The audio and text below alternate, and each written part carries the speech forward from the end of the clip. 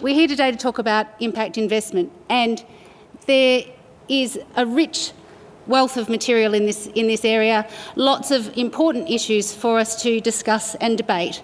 So in the time available, I'm going to give you a bit of a cook's tour of the what and why of impact investing, of what's happening globally and the momentum that is building, why that matters for Australia, and what you can expect to see coming out of some of the international processes in the next little while.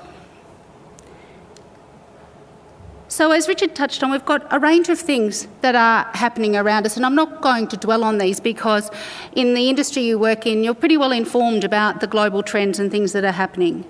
It's important to recognise, though, that in the same spirit as Glenn Stevens' comments that Richard quoted, that we're obviously not looking at this in a vacuum. We're not saying investment for investment's sake of any type, but the question is to what end and what's informing the way that we use money to further our economy, to further growth and jobs, to improve our society.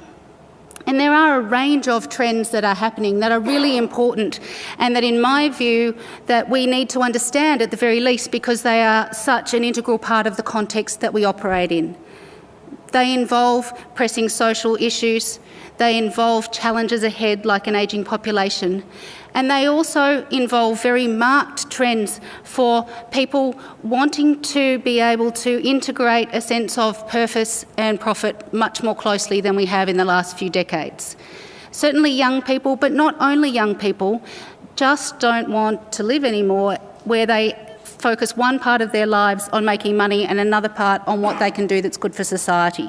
And we see evidence of that in lots of different places I'm happy to discuss with people afterwards. We also see a blurring of the boundaries. In our economy now, even here in Australia, if we look at a sector like aged care, a not-for-profit like Uniting Care might have more in common with a for-profit like Bupa than they do with the 60% of aged care providers that are mum and dad shops that run one home. And we see evidence of this all over the world, including innovative solutions providing sanitation, providing solutions to traffic congestion in LA, clean water in India, and education throughout the African continent. To ground the conversation in what we mean when we're talking about impact investing, the term itself was coined in around 2007. What we're describing, though, has its origins that go back a long way, including in our own economy in relation to things like cooperatives and mutuals and community enterprise. We're talking explicitly about investments that are designed to target positive social outcomes as well as a measure of financial return, and that measure both. Different from philanthropic grant funding because there's an expectation of financial return. Different from the mainstream finance we've known in the last little while because we're intentionally targeting and measuring the social outcomes. It's also important to note that this isn't just about the challenges in federal budgets that governments are experiencing all over the world. It's not just about the fact that philanthropy is insufficient to bridge the gap between the extent of need and what governments can provide. It's also about the quality of outcomes that we get. There are some areas where we could have twice as much money, and that alone wouldn't shift the dial. Where we need innovation, where we need more effective solutions, and to drive that, we need to start actually focusing on outcomes rather than inputs and purchaser-provider models. When we look around the world at what's happening in impact investing, there are lots of examples. The latest JP Morgan survey, together with the Global Impact Investment Network, had 125 respondents, and they collectively have around $45 billion under management. Small bickies relative to the pools that some of you manage, but not a drop in the ocean either. That's a serious amount of money. And it's doing some very interesting things. Some of it, from a finance perspective, is extremely straightforward in principle. Things like the Gavi bonds that some of you will have heard of. They're basically bringing forward the payments for vaccinations for preventable diseases. Governments only have so much committed in their budgets. Organisations like the IMF and the World Health Organisation only have so much in their budgets per year. Investors are buying these bonds which are enabling kids to be vaccinated today, and those investors get paid back when the government obligations are called. Philanthropic interests have enabled some de-risking of those investments in order to make them pretty standard investment grade. They've sold nearly $6 billion worth of Gavi bonds in the international markets. They've vaccinated 300 million more children than would otherwise have been vaccinated, about 6 million of whom were expected to have died by now. Things like the Calvert Community Foundation, which is a retail investment pool that's raising money to put into small businesses in communities in the US that need it, and creating jobs and economic impact in the process. There's lots more examples, and the point I want to make today is not for you to read this chart, but to see that it goes back to 2009, and it actually has on this axis the social performance of investments, really the segments where the investments are, and across the top, albeit in US terms, a strategic asset allocation. The point being that even in 2009, when this work was done, you could fill in nearly every box in different types of assets and investments and across a whole range of segments. The work's not yet been done to update that for 2014, but the hypothesis is you could now fill in pretty much every box, and we're also seeing across these investments a spectrum of returns as you would expect to find for investment types in their class. We're seeing, as happens in many emerging markets and needs to happen, the growth of international institutions and the emergence of a research base. The Global Impact Investment Network down there on the bottom left-hand side of the screen was actually founded by the people who coined the term impact investing, the Rockefeller Foundation, together with JP Morgan and with USAID. So a cross-sector collaboration that said if we're serious about building this market and the things we're advocating, we need institutions to drive that and to drive the market development. Impact Investing 2.0 is a project that was driven by several leading thinkers in this area in the US, including Ben Thornley, who I learned today used to be an employee of Connexus, and that's looking at the best performing impact funds around the world. What it finds is that the fund managers driving those funds have exactly the principles you'd expect of any top performing financial fund manager, and they also add the dimension of impact to their consideration of investments. So they're looking at them in terms of risk, return and impact. Also, that they are very experienced in how they deal with government, and also that they often have leaders who have had experience across different sectors and so can work really well to bring different stakeholders to the table. This is emblematic of the type of capacity that we're seeing develop in this area as people with different skills and experience actually come to the field, and also as the opportunities start to emerge with investors seeking more opportunities for this kind of product, and with the community sector starting to actually seek out different types of finance. And as many of you all know, in countries like Australia, the community sector isn't small. We're seeing this actually accelerate in the last few years and be complemented by local developments, institutions springing up in the different countries also driving the development of the market and building expertise. These include social finance, which is now in the US, the UK and in Israel. Big Society Capital, which was actually seeded by the British government to be the first serious wholesale funder of social finance investments, but also institutions across India, across South America and across Asia.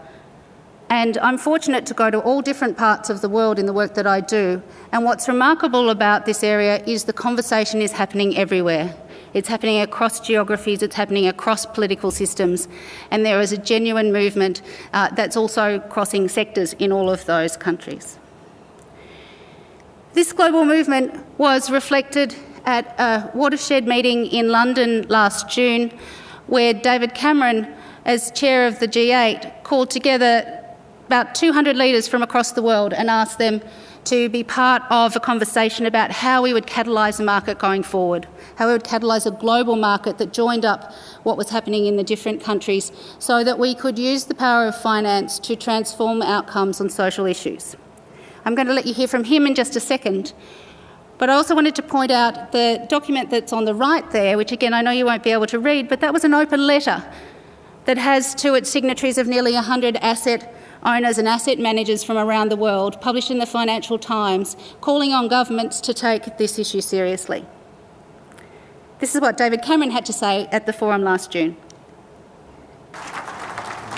Thank you, ladies and gentlemen. Thank you very much, Nick, for that introduction. I don't know who it was who said, having heard myself being introduced, I can't wait to hear myself speak, but that is rather how I feel this morning. Of course, the last speech I made here at Bloomberg was about Europe, and I think it's fair to say it had a bit of an impact. And so I'm hoping today's speech will have an equal impact, because this is a very important subject. And it's great to welcome so many of the world's top social entrepreneurs and investors to London. This is, as Nick said, one of our first G8 events, and we want to put this squarely on the international agenda. As Prime Minister, I'm frequently asked to speak at conferences, but this is a conference I actually asked to speak at. In fact, I asked to have the whole thing set up, and today I want to tell you why. We've got a great idea here that can really transform our societies by using the power of finance to tackle the most difficult social problems that we face. Problems that have frustrated government after government, country after country, generation after generation. Issues like drug abuse, youth unemployment, prisoners being released and endlessly reoffending, homelessness, even global poverty. The potential for social investment, I think, is really that big. So very simply, I want to make it a success here in Britain, and then I want to sell it all over the world. So how does it work? Well, I think the simplest way to think about it is this. Businesses need finance to grow and to make a profit. Governments need finance to fund big infrastructure projects. That's why we have banks, bonds, investment markets, and all the rest of it. The idea here is just as simple and just as powerful. Social enterprises, charities, voluntary bodies, they often have the knowledge, the human touch, the personal commitment to succeed where governments so often fail. But they need finance too. Now, they can get it from socially minded investors. So we need social investment banks, social investment bonds, and social investment banks. If you're interested to hear more, that speech is still available on YouTube. And it was very inspiring to hear a leader actually stand behind wanting to make something like this happen at a global level. So how do we make that happen? As I said earlier, the good news is it's already happening. Here are some examples of things that are happening, and you can see, as I said, it's all around the world. Is it early days? Yes. Have we got it all right yet? Absolutely not. Is there still hard work to do? Absolutely.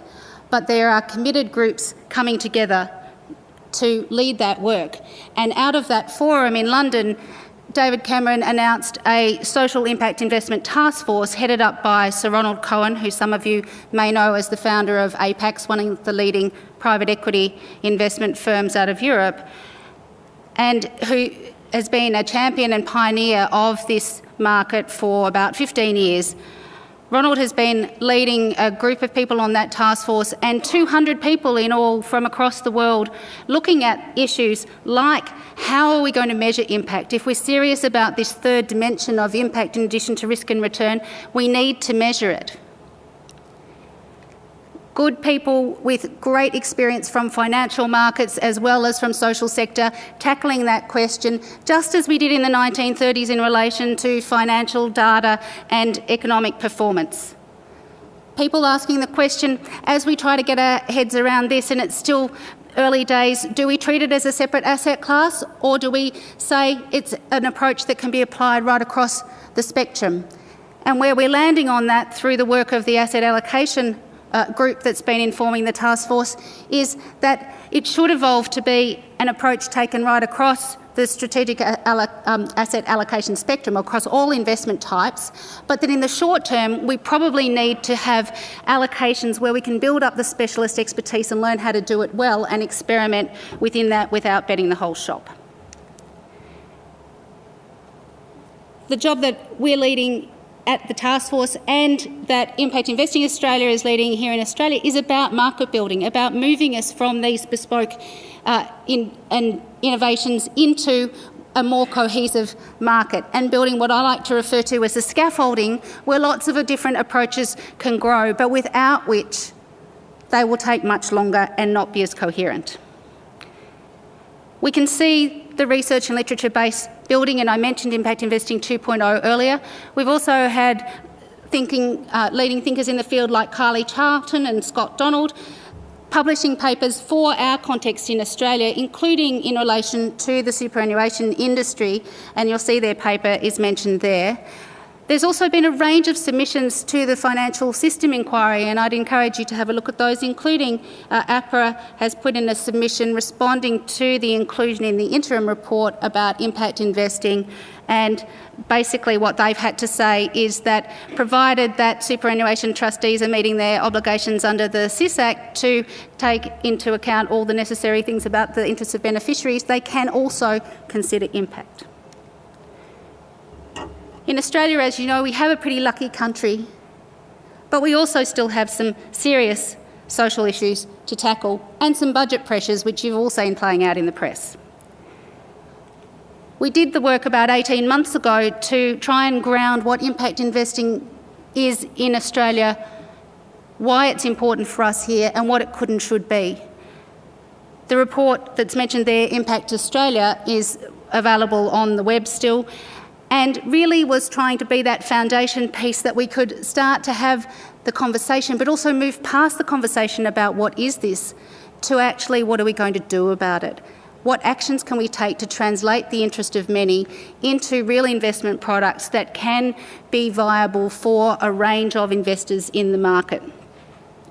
The engagement globally that we've had through that process also has really positioned Australia in a way that we're being looked to as thought leaders, and that the work that's been done here is seen as exemplars. So even though the specific deals that you can point to are few in number, they're seen as flagships internationally. Deals like the Good Start deal that was the solution for the ABC Learning Centres that created the biggest social enterprise short of the cooperatives in Australia, and that has already repaid investors early. They've got their capital back and a return of 12%. The social organisations that had the subordinated piece in that are also earning a very nice return on their investments and feel that it's been a diversification of their revenue streams as well. Leapfrog, that's considered a leader in micro-insurance in particular and also microfinance, closed another $400 million fund earlier this week, as some of you will have seen in the press. That's targeting India and Africa in particular, or the Asian region and Africa. And we had the second in the world social impact bonds here in Australia, and while they're small in scale, we were the second out of the blocks. There's now about 30 social impact bonds around the world, and we can talk more about what they are offline, but they really represent the pointy end of impact investing. It's important for those of you who've had them put on your desk to understand they're not all of impact investing. They are the pointy end of innovation. But why they're important is because they get to the heart of this issue about commissioning for outcomes, and they link for the first time financial performance to the achievement of social outcomes in a financial instrument. So how big is this? The task force that I mentioned is targeting driving this market to the first $1 trillion. We're not there yet. In Australia, we don't actually have good bottom-up data. I'm sure many of you could give me examples of things that might well qualify as impact investing, but we haven't called it that yet.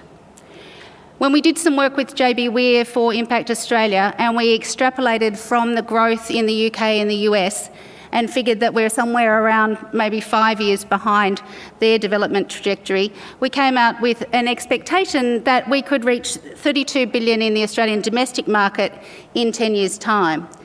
Bearing in mind that doesn't include what we can do from Australia in our region, as Leapfrog have demonstrated again this week. We only need to look at some of the areas of social need and the scale of investment in them through social service provision at the moment to see that there is plenty of scope. If you took even a small proportion of this funding into different measures, if we could perhaps align some of the incentives differently in those areas like aged care and early childhood where we already have a public-private market, then there are products that can be scoped. There's also new market opportunities that have been proven overseas. For example, investing in small businesses and aspirational businesses in communities that desperately need investment and jobs. Bridges Community Ventures in the UK was established about 12 years ago. Their first fund of £70 million targeted aspirational businesses in the bottom 25% of communities by social and economic indicators. A large proportion of their investments actually are now in the bottom 10% of those communities. They returned 15% net through the global financial crisis, and they now have over 5 funds and about 500 million quid under management. The opportunities that we can draw upon from the rest of the world can have application here, and the work of the task force has really shown us that the challenges and opportunities have more in common globally than they do apart. Of course, we need to then look at how we're going to do things for the conditions in our own countries. But the great news is that the issues that we're tackling are often the same. The need to change the way government's commissioning services, the opportunity to be tackling some social issues differently and more towards outcomes, the need to look at the way that we currently are tackling development issues and our investment in them. That work is coming to fruition, and I'm pleased to say that Australia has been privileged to be at the table this task force. The G7 countries, so G8 minus Russia, and the EU and Australia have participated in this process. And the work of the task force has also charted these 4 working groups that you see up there on measurement, on development investment, on asset allocation, and on mission alignment, which really goes to the heart of purpose-driven companies and how they can attract investment. The OECD has also started doing work on frameworks and data that will come out later in the year. All of the participating countries were asked to set up national advisory boards. And Australia has had a National Advisory Board. We've been very fortunate to have Richard as a member of that, and you can see here that we've been fortunate indeed to have a number of people from across sectors who are leaders in their own fields who've generously contributed to Australia's input into the task force process and have also been working on the so what question for Australia. How are we going to develop this market for Australia? And beyond the aspiration to do that, what are we going to do to achieve a step change in the market that can open up more investment opportunities of more investment types for more participants in the market? The Task Force report and the Australian Advisory Board's strategy for doing just that are due to be launched next week. There will be a wealth of material that comes out, led by that Task Force report. Each of the working groups also are publishing reports. And what is exciting about this is that for an effort that was in nobody's plans and nobody's budgets before that forum in June where you saw David Cameron speak, less than 18 months later, the people who've come together, galvanised by that effort, have produced a significant body of serious work and committed to action as a result. So we're delighted to be launching those reports next week, and more importantly to be launching the Australian Advisory Board's strategy for what we are going to do in Australia to achieve a step change in the market. We're absolutely thrilled by the number of people with serious experience and expertise to offer who are stepping forward and saying we'd like to be part of this. We're so encouraged by the response that there's been to the inclusion of impact investing in the financial system inquiry, and not just from Impact Investing Australia and the other people who are already working in the sector, but from the Property Council, from Standard & Poor's, from a range of organisations, including APRA, as I mentioned.